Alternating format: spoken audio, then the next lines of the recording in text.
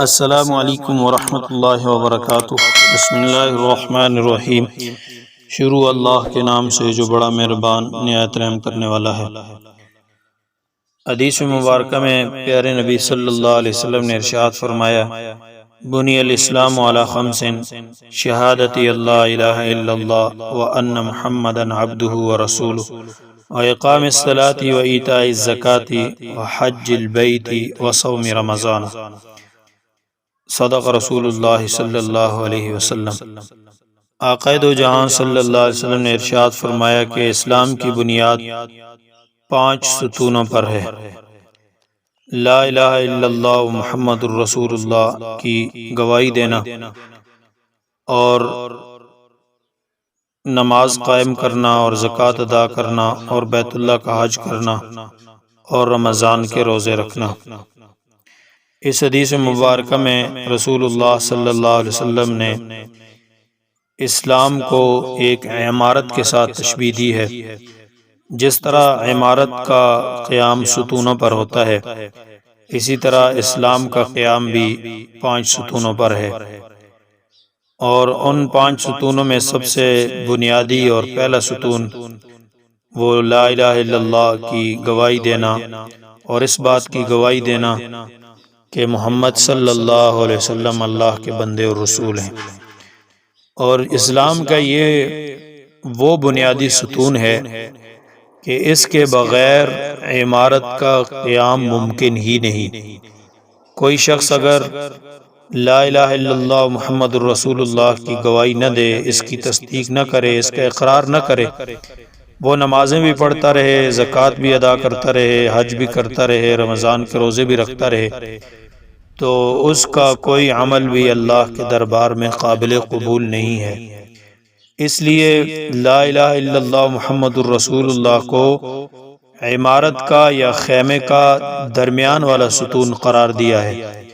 یہ درمیان والا ستون اگر گر جائے تو عمارت کا چھت گر جاتا ہے، اور کسی طرف ایک طرف کا کوئی ستون اگر گر بھی جائے، عمارت ناقص ضرور ہوتی ہے لیکن عمارت بالکل یا منہدم اور ختم نہیں ہوتی ہے۔ تو یہ تو پہلا جو ستون ہے، یہ گویا عمارت کا درمیان والا ستون ہے، اس کے بغیر عمارت کا قیام ممکن ہی نہیں۔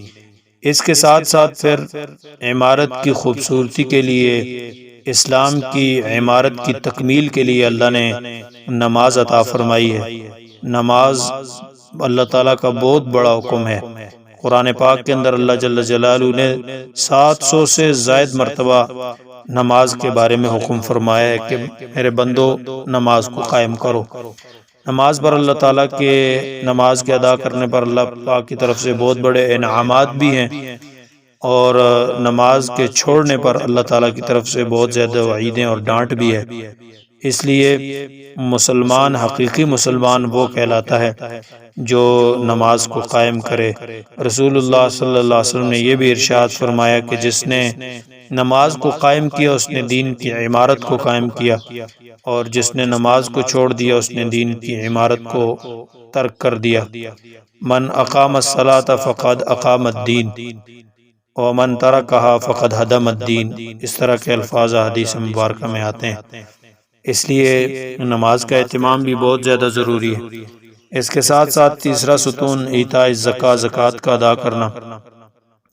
اللہ جل جلالہ نے جس انسان کو مال کی فراوانی عطا کی ہے، مال اللہ تعالیٰ نے ہی دیا ہے، یہ اللہ تعالیٰ کے ہی دیے ہوئے مال میں سے اللہ کے لیے ادا کرنا، اللہ کے لیے دینا، اس میں سے زکوٰۃ نکالنا۔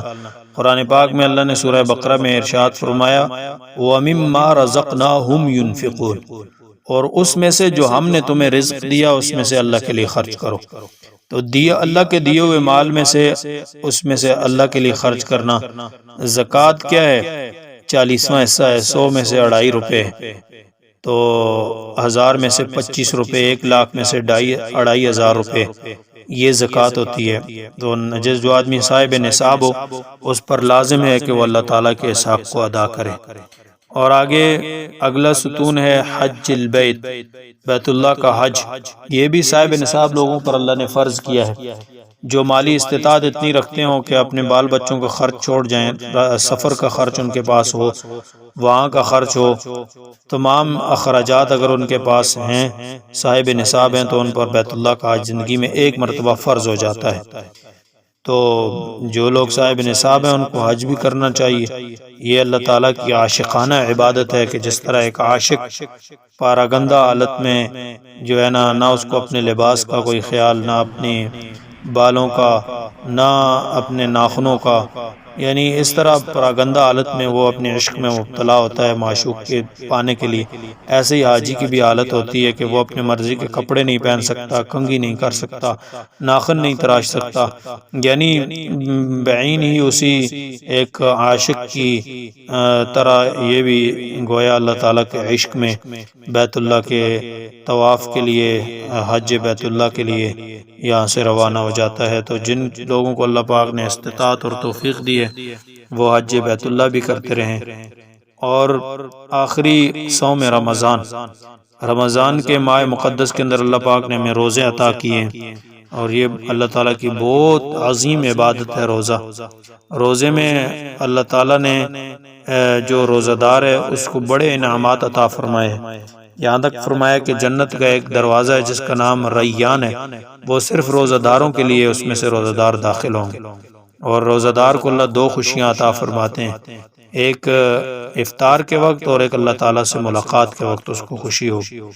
تو روزہ بہت اہم عبادت ہے، جسمانی لحاظ سے بھی روزہ انسان کے لیے بہت بہتر ہے کہ اس سے معدہ صاف ہو جاتا ہے، اور روحانی لحاظ سے بھی روزہ اس کے ذریعے اللہ پاک انسان کے اندر تقوی پیدا کرتے ہیں۔ قرآن پاک میں اللہ پاک نے فرمایا کہ ہم نے جو مومنین پر روزوں کو فرض کیا ان کا مقصود یہ ہے لعلکم تتقون، تاکہ تمہارے اندر تقوی اور پرہیزگاری پیدا ہو جائے۔ اللہ پاک سے دعا ہے اللہ پاک ہم سب کو اسلام کے ان بنیادی ستونوں پر عمل کی توفیق عطا فرمائے۔ وآخر دعوانا الحمدللہ رب العالمین۔